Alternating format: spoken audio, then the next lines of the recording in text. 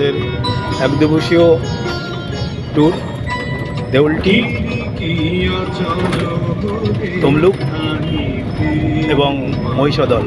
প্রথমে আমরা যাব দেউলটি শরৎচন্দ্রের বাড়ি, তার পার্শ্ববর্তী নদী পাড়ে, রূপনারায়ণ নদীর পাড়ে। এরপরে আমরা তমলুক রাজবাড়ি এবং তমলুক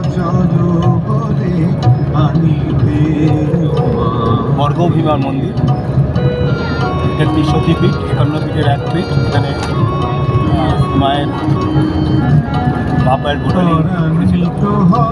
ওখানে একটি রাজবাড়ি আছে, সেই রাজবাড়ি দর্শন করে আমরা দুপুরে খাবার খেয়ে নেব।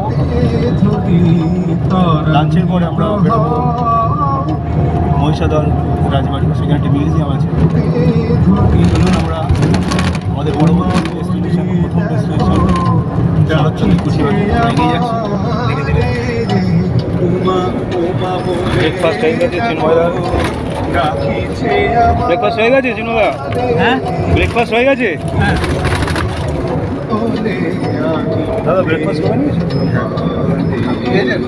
হ্যাঁ, আমি খেয়ে নিই। ব্রেকফাস্ট হয়ে গেছে বৌদি? ঠিকঠাক ছিল?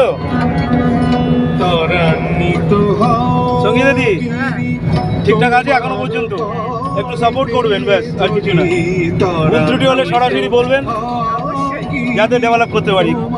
সমালোচনা অবশ্যই করবেন, ভালো ভালো সবসময় বলবেন না, খারাপ যেটা আগে বলবেন। ভালো মন্দ যা কমপ্লেন সব করবেন, কমপ্লেন যত করবেন তত আমাদের ডেভেলপমেন্ট হবে। আমরা চাই আপনাদের সাথে একসাথে করতে, ঠিক আছে? কোনো প্রবলেম হলে বলবেন, চেপে রাখবেন না। অন্যকে বলে কিছু প্রবলেম সলভ করবেন না, আমাকে বলবেন, আমি সলভ করবো। কিছু বলার নেই, হাত ভেঙে গেছে তাও চলে এসছে। আমরা কজন আমরা কজন আছি এখন?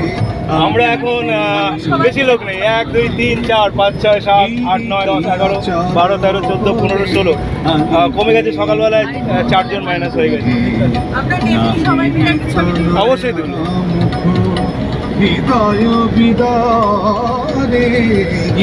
অনেকদিন বাদে আমাদের সাথে আবার যাচ্ছেন। খুব অসুস্থ ছিলেন উনি, আমি যাচ্ছি ওই জোর করেই চলে গেলেন।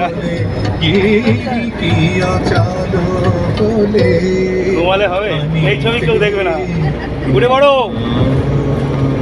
সবাই দেখবে, সারা দুনিয়া ছবি দেখবে তোমার ঘুমন্ত ছবি। আগের দিনও আমি যেতে পারবো কিনা আমাদের পাইলট